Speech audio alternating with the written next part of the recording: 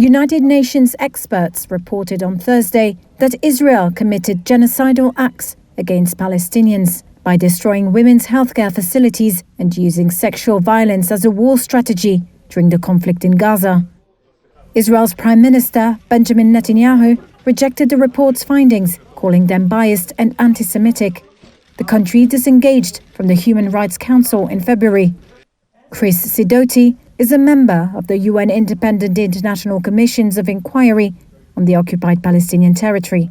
Our report finds that Israel has increasingly employed sexual, reproductive and other forms of gender-based violence against Palestinians as part of a broader effort to undermine their right to self-determination.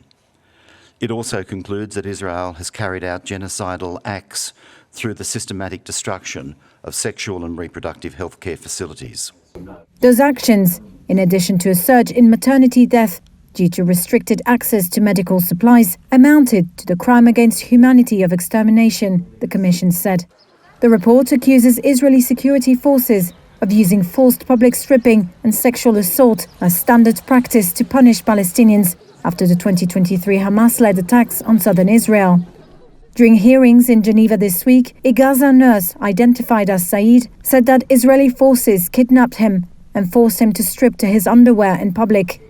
During his captivity, he was beaten in the genitals, he added. Now, this is physical abuse, but it's also psychological abuse. It's designed to humiliate. The Commission documented a pattern of sexual violence, including cases of rape and other forms of sexual violence, torture and other inhumane acts that amount to war crimes and crimes against humanity. South Africa has brought a genocide case against Israel's actions in Gaza at the International Court of Justice.